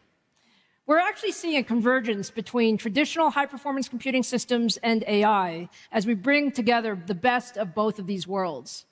Today, AMD powers the 2 fastest supercomputers in the world and more than half of the 50 most energy-efficient systems. These systems are using massive amounts of compute to solve previously impossible problems. In Finland, the Lumi supercomputer has cut climate model update times by more than 85%, enabling earlier warnings and better preparation for extreme weather events. Energy giant ENI is using an AMD-powered supercomputer to develop longer-lasting batteries and cleaner fuels. At Oak Ridge National Labs, the world's first exascale supercomputer is running Orbit 2, a hyper-resolution global model that allows us to predict unprecedented forecasting detail with nearly 99% accuracy. And at Lawrence Livermore National Labs, the world's fastest supercomputer, El Capitan, is modeling how viruses might mutate and evolve, enabling scientists to design more resilient antibody treatments and respond faster to future pandemics. Going forward, there's a lot more that we can do to power the future of scientific discovery. We are actually working very closely with the US Department of Energy and America's national labs as part of the Genesis mission. Genesis is a national program launched late last year to accelerate the convergence of AI, supercomputing, and quantum computing. Together with Oak Ridge National Labs, we recently announced 2 new supercomputers that are part of the Genesis mission. The Lux computer, that is the first dedicated US AI factory for science that will come online early this year, and Discovery, the next flagship supercomputer planned in 2028. Genesis is the most ambitious public-private technology initiative in decades. Leading this historic effort is Michael Kratsios, who has shaped national policy at the highest levels as a former US CTO and Undersecretary of Defense for Research and Engineering. Please join me in welcoming the President's Chief Science and Technology Policy Advisor, Michael Kratsios, to the stage.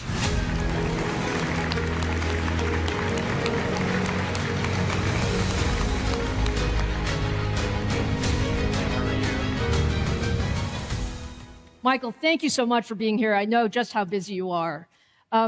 You've described this Genesis mission as a real moonshot with the largest mobilization of federal scientific resources in decades.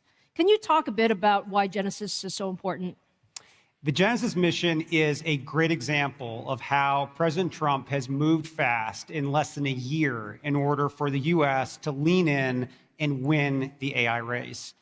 Genesis is the largest marshaling of federal scientific resources in recent history, and at a scale and an urgency at the Apollo mission or even the Manhattan Project. We are bringing together the unmatched power of our national laboratories, supercomputers, and the nation's top scientific and innovative minds with the goal of doubling the productivity and impact of American science within a decade. This whole of government approach represents a historic mobilization of resources, tasking the Department of Energy to integrate its world-class supercomputers and data sets into a unified, closed-loop AI platform. Integrating this data, the Genesis mission leverages the power of AI to automate experiment design, to accelerate simulations, and generate predictive models that accelerate federal R&D productivity. Priority areas of focus include the greatest scientific challenges of our time that can dramatically improve our nation's economic and national security. These span biotechnology, critical minerals, nuclear energy, space exploration, quantum, semiconductors, microelectronics. And a few weeks ago, we announced the first wave of industry partnerships to the Genesis mission, and that included AMD, so thank you for that. As a next step, we're working towards bringing even more federal resources into the Genesis mission, and this is going to include a variety of agencies, including the National Science Foundation, National Institutes for Health, and the National Institute for Standards and Technology. Well, look, thank you, Michael. We are very proud to be part of Genesis, super excited. If you look back, so many of the technologies that we have today really started with long-term public and private partnerships. So where do you see Genesis actually making the biggest impact beyond science? Well, through Genesis, we will create the world's largest and highest quality scientific data sets to train the next generation of AI systems, pushing them beyond their current mastery of language and code into the realm of science. Now, as you can imagine, this will lead to tremendous spillover effects across healthcare, drug discovery, energy, and manufacturing. Fundamentally, we are seeing a massive shift in America's science and technology enterprise. We are now at a place where the US government, private sector, and universities together are investing over $1 trillion in R&D every year, with the private sector leading the way by carrying out 2/3 of that R&D alone. Now, the Genesis mission understands this and leverages the full strength of that entire ecosystem. That's wonderful, Michael. Now, we have talked a lot about how important it is for the US to lead in AI. Can you talk about what are the biggest things that we must do to get right such that we lead? in AI? Absolutely. There are 3 strategic priorities the US needs to get right, as laid out in President Trump's AI action plan. The first is we need to remove barriers to innovation and accelerate research and development. We are already at work looking for regulatory roadblocks to innovation and seeing where we can update or remove them entirely. This effort will ensure the US is a home for the next great technologies to be created and to be commercialized. Next, we need to get AI infrastructure and energy production right. We've taken significant actions to streamline permitting to data center construction and support all forms of energy, including advanced nuclear reactors. Looking beyond our borders, it's all about AI diplomacy and exporting American technologies to the world. The US government is underway in establishing the American AI Export Program to bring American innovators and innovations to our partners and allies around the world. The Department of Commerce will be issuing an RFP this month seeking proposals to create a turnkey AI stack, including everything from infrastructure and chips to models and applications. Last but not least, another strategic priority for President Trump and First Lady Melania Trump is AI and education. I talked earlier about winning the AI race. Focusing on AI and education is about truly winning our AI future today. It starts by helping parents and teachers and students navigate AI's opportunities and challenges in the classroom. I'm thrilled that in a matter of months, we are seeing tremendous participation with over 5,000 students and 1,000 educators across all 50 states signing up for the Presidential AI Challenge. Now, submissions close on January 20th, so please visit ai.gov to participate. And also look for these regional competitions that are ultimately going to culminate at a championship at the White House this summer. We've also secured over 200 pledges from leaders like AMD for free AI educational resources, including apprenticeships, access to AI top models, and curricula for so many teachers around the country.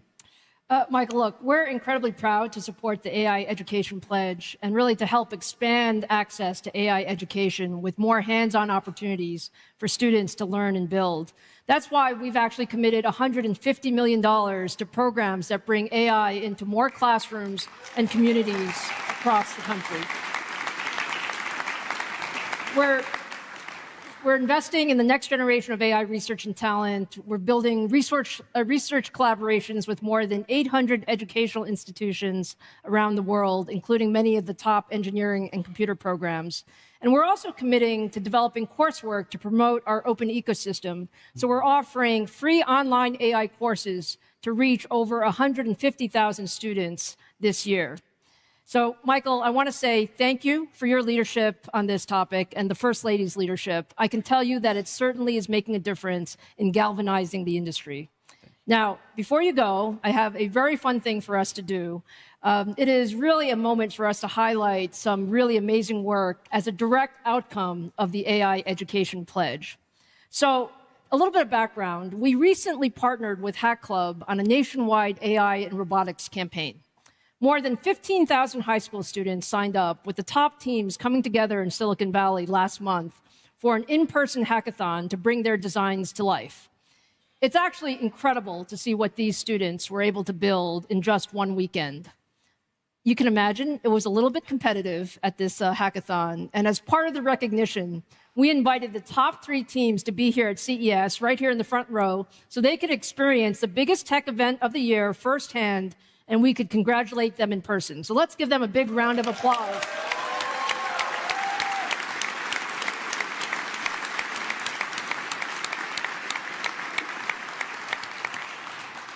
And to tell us a little bit more about their project, I'd like to invite the hackathon gold medal winners, Emmy McDonald, Ruzana Gaboyan, and Afia Ava of Team Arm Tender to the stage.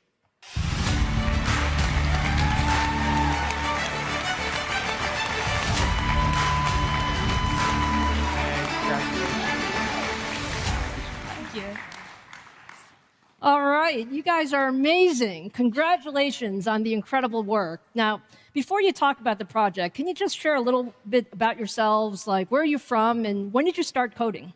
Sure. I'm Emmy, I'm 17, and I'm from Chapel Hill, North Carolina. I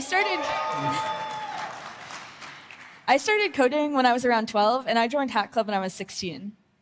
Good evening, everyone. It's great to see you all. My name is Rosanna Gaboyan, and I'm a 17-year-old student from Cleveland, Ohio. I started coding when I was 12, and I joined Hack Club as soon as I turned 16. Hi, everyone. My name is Afia. I'm 18 from Beaver Dam, Wisconsin. I started coding about 2 years ago through Hack Club. That is fantastic. Now, tell us a little bit about your project. Of course. Together with Rosanna and Afia, my Hack Club teammates, we built an AI robot barista. It's a robotic arm that autonomously serves beverages using a motorized wheel that spins to select a soft drink. We trained a single unified vision language model to multitask using the AMD Developer Cloud with MI300X GPUs. The robotic arm runs entirely on an AMD Ryzen AI laptop using 3 cameras. And we came to the hackathon with no previous AI training experience. Now, can you believe that? No previous AI training experience, and this is what they did?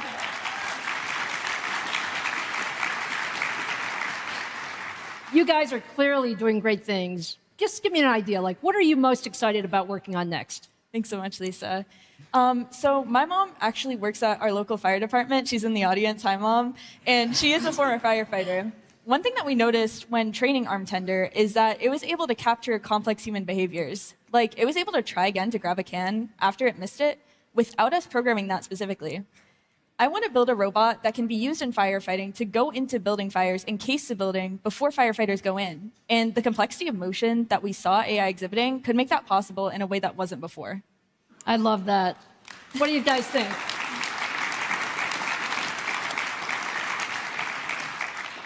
Well, look, we are all about encouraging and inspiring young people to pursue their dreams. And tonight, we actually have a special surprise for you guys.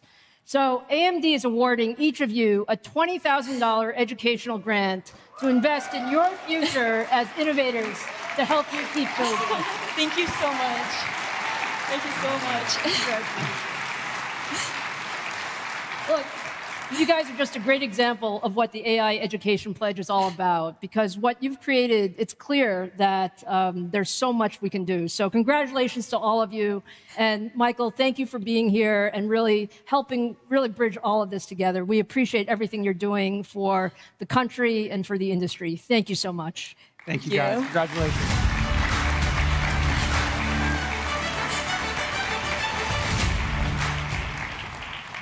Look, it's been fantastic being with you tonight, but it's time to wrap this up. So I hope you all saw tonight what I see every single day. This moment in tech not only feels different, AI is different. AI is the most powerful technology that has ever been created, and it can be everywhere for everyone. We're entering this era of yacht-scale computing, where the deployment of more powerful models everywhere will require a massive increase in the amount of compute in the world. Meeting that demand will take a broad portfolio of solutions, from the largest systems in the cloud to AI PCs to embedded computing. And just as important, it takes an open ecosystem built on industry standards. That's what you saw on stage tonight. We wanted to bring you the entire spectrum, from amazing technology to deep co-innovation with industry leaders across the ecosystem, to very strong public-private partnerships. All of us are working together to bring AI everywhere for everyone. On behalf of the 30,000 AMDers around the world, we're proud to be building the future together with all of you, because the world's most important challenges can only be solved by bringing the industry ecosystem together. Thank you for joining us tonight, and enjoy the rest of CES 2026.